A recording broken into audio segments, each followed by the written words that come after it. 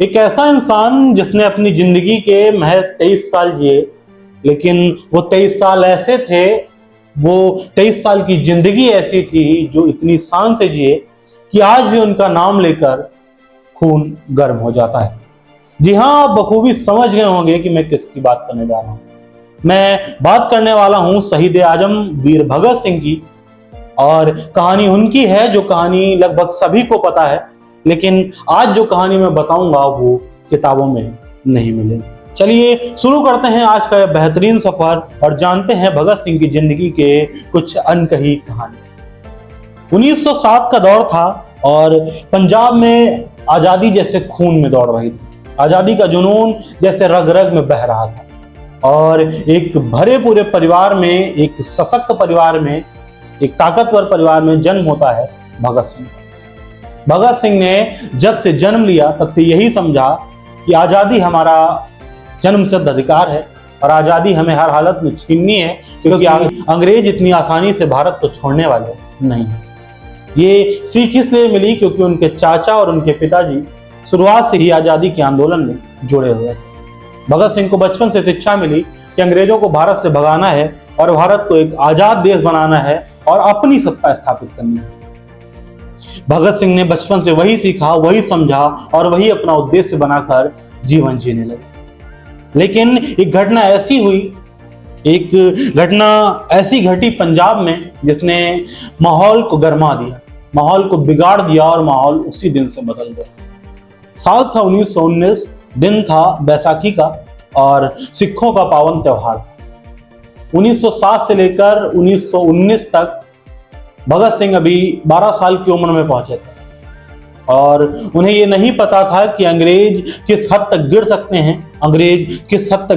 हैं भारत पे कब्जा बनाए रखने के लिए और किस हद तक गिर सकते हैं भारतीयों को नीचा दिखाने के लिए। जलियांवाला बाग हत्याकांड जब हुआ उसके बाद संपूर्ण पंजाब, संपूर्ण भारत हिल गया। जनरल डायर ने गोलियां चलवाई और सैकड़ों निहत्थे मार दिए, लेकिन भगत सिंह को उन निहत्थों की लाशें देखने को, लेकिन उन्होंने जो महसूस किया, उन्होंने जो देखा, उनको जो फील हुआ वो दर्द था, पीड़ा थी, तकलीफ थी और कुछ ना कर पाने की आत्मग्लानि थी। भगत सिंह जिस वक्त पर जलियांवाला बाग हत्याकांड जहां पर हुआ उस जगह पर पहुंचे तो उन्हें दिखी सिर्फ और सिर्फ लाशें। उन्हें दिखे सिर्फ और सिर्फ मांस के लोथड़े और खून। लिखने वाले लिखते हैं कि भगत सिंह ने वहां से कुछ मिट्टी उठाई और उस मिट्टी को आजीवन अपने साथ रखा और ये महसूस किया कि अंग्रेज ऐसे नहीं जाएंगे, कुछ बड़ा करना होगा। उसी दिन से भगत सिंह आजादी के आंदोलन से जुड़ गए। पहले वो महात्मा गांधी के समर्थक थे। जब उन्होंने असहयोग आंदोलन शुरू किया तो भगत सिंह 12 से 13 साल की उम्र में तख्तियां लेकर घूमते थे और अपने आसपास के क्षेत्र में प्रचार करते थे कि असहयोग आंदोलन को कैसे आगे बढ़ाना है। लेकिन जब राउंड टेबल मीटिंग के बाद महात्मा गांधी ने असहयोग आंदोलन वापस ले लिया, रजिस्टर पर उन्होंने वो खबर सुनी कि महात्मा गांधी ने अपना असहयोग आंदोलन वापस ले लिया, उसी दिन से वो महात्मा गांधी के घोर विरोधी बन गए। उन्होंने कहा कि गांधी के आदर्शों पर रहकर आजादी तो कभी नहीं मिलने वाली, गांधी मुर्दाबाद। और फिर भगत सिंह की जिंदगी बदल गई। कॉलेज में रहे हों या अपने क्षेत्र में रहे हों, अपने घर में रहे हों, उनका सिर्फ एक काम था, सिर्फ और सिर्फ अंग्रेजों का विरोध। कई सारी किताबें उन्होंने लिखी। बहुत सारी किताबों में ये लिखा गया कि भगत सिंह सिर्फ एक गुस्सैल व्यक्ति थे, जबकि किसी ने ये नहीं लिखा कि वो एक महान विचारक थे, एक महान वक्ता थे, एक अच्छे लेखक थे और ऐसे बहुत से लेखक थे जिनकी किताबें वो हमेशा पढ़ा करते थे। इतने विद्वान थे, 23 साल की उम्र में उन्होंने बहुत बड़े बड़े विचारकों की किताबें पढ़कर ये सीख लिया था कि आजादी सिर्फ अंग्रेजों से मुक्ति को नहीं कह सकते। भगत सिंह ने कई बार कहा कि जिस वक्त पर अंग्रेज भारत को छोड़ेंगे, ब्रिटिशर यहां से जाएंगे, उसके बाद यहीं के कुछ लोग, सफेद कुर्ते वाले लोग आकर कुर्सियों पर बैठ जाएंगे और भारत की जनता को फिर गुलाम बना देंगे। और एक बात, भगत सिंह आईएनसी यानी कि इंडियन नेशनल कांग्रेस के घोर विरोधी थे।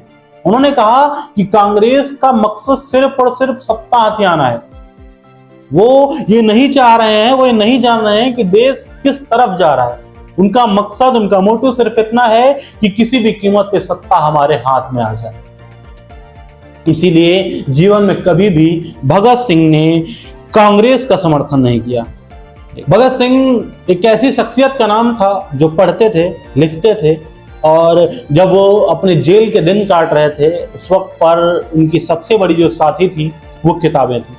आप फील करिए, आप महसूस करिए, एक व्यक्ति जिसको पता हो कि अभी आधे घंटे के अंदर मुझे फांसी होने वाली है, और जब जेलर उससे आखिरी इच्छा पूछता है तो वो कहता है कि ये कुछ पन्ने बचे हैं, क्या पढ़ सकता हूं?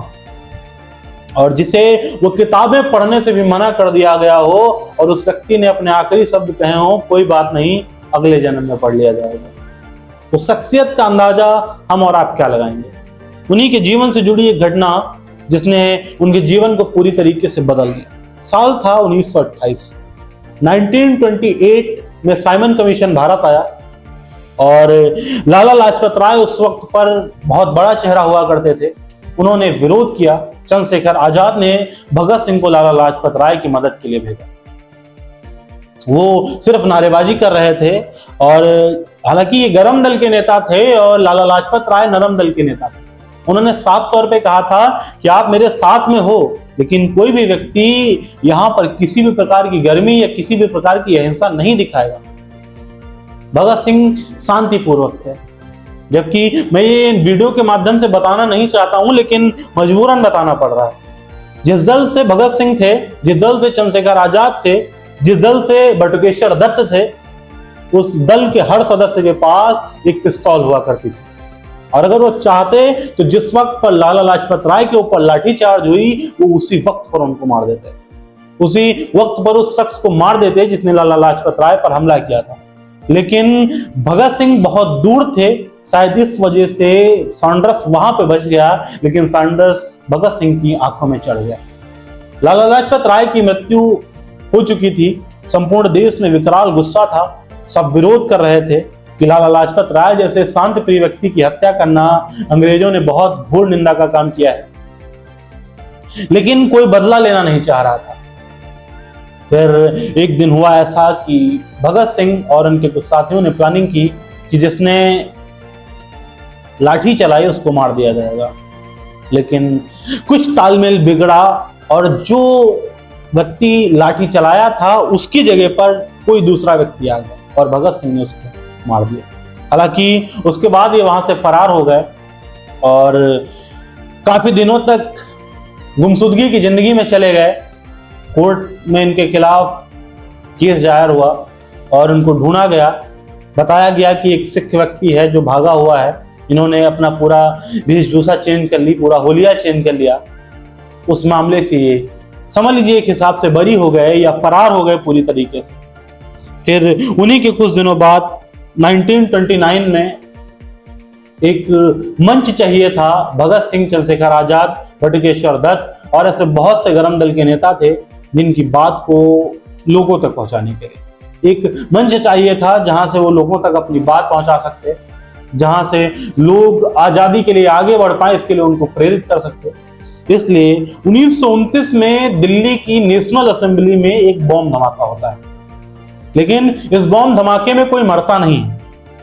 ये धमाका था बहरी सरकार को सुनाने के लिए कि ये बहरी सरकार सुनेगी और हम बोलेंगे तो ये हमको आजादी देंगे, इस देश से चले जाएंगे। उस धमाके में कोई नहीं मरा।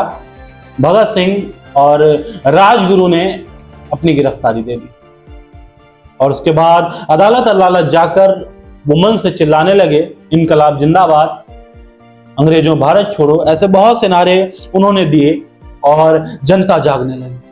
अंग्रेजों को लगा कि अब शायद यहां ज्यादा दिन रह पाना बहुत मुश्किल है, क्योंकि अगर भगत सिंह जिंदा रहा तो ये देश के सभी युवाओं को आगे कर देगा और फिर हमको भारत छोड़ने से कोई नहीं रोक पाएगा। इसलिए इनको जेल में बंद किया गया और ऐसी जेल में बंद किया गया जहां पर किसी को मिलने तक की इजाजत नहीं। कुछ मूवीज में देखा मैंने, कुछ किताबों में पढ़ा और फिर महसूस हुआ कि भगत सिंह वास्तव में ऐसी शख्सियत हैं जिनके बारे में अगर बात करने बैठे तो वीडियो घंटों चलेगा। कहते हैं कि जिस जेल में भगत सिंह को रखा गया उस जेल के कैदियों के साथ अमानवीय व्यवहार होता था। 6-6 महीने तक उन कैदियों के कपड़े धुले नहीं जाते थे, उनको नहाने के लिए पानी नहीं दिया जाता था, और खाना ऐसा जिसमें चूहे और कीड़े मकोड़े तैरते हुए मिल जाएं। ऐसा अमानवीय व्यवहार, ऐसे दूषित खाने से पता नहीं कितने कैदी मर रहे थे। भगत सिंह जब उस जेल में पहुंचे तो उन्होंने देखा कि यहाँ की स्थिति इतनी खराब और कोई सुनने वाला नहीं है। तब भगत सिंह ने आंदोलन शुरू किया। भगत सिंह ने अकेले खड़े होकर आंदोलन शुरू किया और पूरी जेल ने आंदोलन में भाग लिया। कहते हैं कि 6 महीने आंदोलन चला। कई सारी किताबों में इस बात का जिक्र मिलता है कि 180 दिन तक यह आंदोलन चला। भगत सिंह ने न पानी पिया न कुछ खाया। कई सारे साथी इनके मर गए, इनकी आंतें सूखने लगी, कई सारे जेल के कैदी मर गए, लेकिन भगत सिंह ने अपना अनशन नहीं तोड़ा। हालांकि जेलर ने और वहां के स्टाफ ने इनके पानी के घड़ों में दूध भर दिया ताकि वो अनशन टूट सके, लेकिन नहीं टूटा। और आखिरकार 182 दिन के बाद इनकी मांगे पूरी हुई। कैदियों को साफ सुथरा खाना मिला, साफ सुथरे कपड़े मिले, मैगजीन मिली और सारी व्यवस्था उनकी की गई। उनके साथ मानवीय व्यवहार शुरू हुआ। ठीक कुछ दिनों बाद एक फैसला आया कि भगत सिंह, राजगुरु और सुखदेव को सॉन्डर्स के मर्डर केस में फांसी की सजा सुना दी गई। इन्हीं के एक साथी थे, उन्होंने अपना बयान दे दिया और बता दिया कि कैसे किसने किन की हत्या करी। दिन निश्चित हुआ 24 मार्च 1931 शाम को 7 बजे भगत सिंह को फांसी होनी थी। राजगुरु और सुखदेव को भी साथ में फांसी होनी थी। और बहुत सारे आंदोलन शुरू हो गए कि भगत सिंह की फांसी रोकनी है, भगत सिंह को बचाना है। लोग गांधी के पास गए, लोग नेहरू के पास गए, देश के बड़े बड़े राजनेताओं के पास लोग गए कि भगत सिंह को बचा लिया जाए। और वो चाहते तो भगत सिंह बच भी सकते थे, लेकिन उन्होंने कभी नहीं चाहा कि भगत सिंह बच सके। लोग कहते हैं और कई सारी किताबों में मैंने पढ़ा कि भगत सिंह को 24 मार्च 1931 को फांसी होनी थी, लेकिन जो मौजूदा वायसराय और जनरल थे उनको इस बात का डर लगा था कि भगत सिंह की फांसी हो नहीं पाएगी, क्योंकि जेल का घेराव 3 दिन पहले से शुरू हो चुका था। देश के बड़े बड़े हिस्सों से बड़े बड़े युवाओं के ग्रुप जेल का घेराव कर रहे थे। उनको पता था कि ये फांसी हो नहीं पाएगी। कहते हैं कि जब भगत सिंह की मां आखिरी बार भगत सिंह से मिलने आई थी, तो जब वो वापस गई तो उनके पदचिन्हों पे जेल के कई सारे स्टाफ ने अपना मत्था टेक दिया था। और ये मैं नहीं कहता, उस वक्त के तत्कालीन जेलर ने एक किताब लिखी थी और उस किताब में इस बात का जिक्र मिलता है। कहा जाता है कि अंग्रेज सरकार को इतना डर था, इतनी दहशत थी कि वो 24 मार्च तक का इंतजार ही नहीं कर पाए। 23 मार्च 1931 का वो दिन, जिस दिन भगत सिंह शांति से किताब पढ़ रहे थे और अचानक जेलर के पास एक ऑर्डर आता है कि भगत सिंह को फांसी देनी। जेलर कहता है कि फांसी तो कल होनी थी, आदेश ऊपर से हैं, इस पे सवाल नहीं किए जाते, भगत सिंह को तैयार करो। भगत सिंह के पास जब वो शख्स पहुंचता है और कहता है कि चलो फांसी का समय हो गया, तो भगत सिंह को सवाल पूछना चाहिए था कि 24 तारीख थी और आज 23 तारीख को क्यों, लेकिन भगत सिंह ने कोई सवाल नहीं किया। राजगुरु, सुखदेव और भगत सिंह को एक पास लाया गया तो उनके हाथ बांधे जाने लगे। तो भगत सिंह के साथियों ने कहा कि आज आजाद जाएंगे, आज कोई पाबंदी नहीं। भगत सिंह कहते हैं कि मरते मरते किसी को नाराज नहीं करते, लगवा लो हथकड़ी। हथकड़ी लगवा लेते हैं और इनकलाब जिंदाबाद का नारा लगाते हुए जहां पर फांसी होनी थी वहां पर पहुंच जाता है। महसूस होता है कि जेल के चारों तरफ सिर्फ और लोग खड़े हैं और सब इनकलाब जिंदाबाद का नारा लगा रहे हैं। बाहर से भगत सिंह के पिता जेल का दरवाजा खटखटाते हैं कि कल रात से मेरे बेटे के चिल्लाने की आवाज आ रही है, क्या हो रहा है। तो दरवाजा बंद कर दिया जाता है। भगत सिंह को फांसी दे दी जाती है। 24 मार्च से 23 मार्च 1931 को भगत सिंह की सांसें हमेशा हमेशा के लिए रोक दी जाती हैं। आज भी मेरे रोंगटे खड़े हो रहे हैं उस कहानी को बताते हुए। वो शख्स जो 23 साल की उम्र में ये दुनिया छोड़ गया सिर्फ इसलिए कि हम आजाद रहें। वो शख्स जिसने कभी गलत को नहीं सहा, वो शख्स जिससे जो गलत लगा उसने गलत कहा, उसको जब गांधी बुरे लगे तो गांधी को बुरा कहा, जब नेहरू बुरे लगे तो नेहरू को बुरा कहा। उसने कभी इस बात का डर नहीं रखा कि इंडियन नेशनल कांग्रेस देश की सबसे बड़ी पार्टी है और अगर इसका विरोध करेंगे तो शायद हम कभी आगे न बढ़ पाए। जिसने कभी शादी नहीं करी, अपने बूढ़े माँ बाप को अपने इकलौते छोटे भाई के सहारे छोड़ के चला गया ताकि इसलिए कि हम आजाद रहें। वो शख्स जिसने सब कुछ दांव पर लगा दिया, 12 साल की उम्र से जिसने अंग्रेजों का पुरजोर विरोध किया और महज 23 साल की उम्र में दुनिया को अलविदा कह दिया, उसको हम भूल चुके हैं। भगत सिंह को हम लोग कितना याद करते हैं? सिर्फ एक दिन 23 मार्च 1931 को शहीद आजम भगत सिंह कह देने से हम आजाद नहीं हो गए और हम भगत सिंह को मानने नहीं लगे। 23 मार्च 1931 वो दिन था जिस दिन एक शरीर हमेशा हमेशा के लिए शांत हो गया, लेकिन एक उम्मीद दे गया और एक मोटिवेशन दे गया कि हम आजाद थे, आजाद हैं और आजाद रहेंगे। भगत सिंह की शख्सियत के बारे में जब भी मैं बात करता हूं, आंखें भर आती हैं, दिल भारी हो जाता है। और मैं वही आपसे कहूंगा कि ये वीडियो अगर आपको अच्छा लगे तो इस वीडियो को तुरंत स्किप कर दीजिएगा, लेकिन अगर ये वीडियो आपको महसूस हो कि भगत सिंह ने आखिरकार किसके लिए बलिदान दिया था, तो इस वीडियो को दबा के शेयर करिएगा और एक विनम्र श्रद्धांजलि दीजिएगा शहीद आजम भगत सिंह को और असल मामले में उनको शहीद आजम बनाइएगा। आप बहुत सारे, कोई नेता बन गया, कोई मंत्री बन गया, कोई विधायक बन गया, उसको भारत रत्न दे दिया गया, लेकिन जिसने वास्तव में भारत के लिए काम किया, क्या उसके लिए मरणोपरांत भारत रत्न भी नहीं दिया जा सकता था? क्या भगत सिंह ऐसी शख्सियत नहीं थे जिनकी लाशों को संपूर्ण अंतिम संस्कार भी नहीं मिला, इनकी लाशों के टुकड़े करके उनको फेंक दिया गया और उसके बाद उस नदी से उनकी लाशों के टुकड़े निकाले गए? जिस शख्स को अंत्येष्टि का भी पूरा अवसर नहीं मिला, उसको हम मरणोपरांत भारत रत्न भी नहीं दिला पाए। ये है हमारे भारत की सच्चाई और ये है हमारे भगत सिंह के प्रति हमारा आदर। आज के इस वीडियो में बस इतना ही। मिलते हैं फिर किसी और कहानी में, किसी और वीडियो में ऐसी किसी कहानी के साथ। तब तक के लिए धन्यवाद। वंदे मातरम।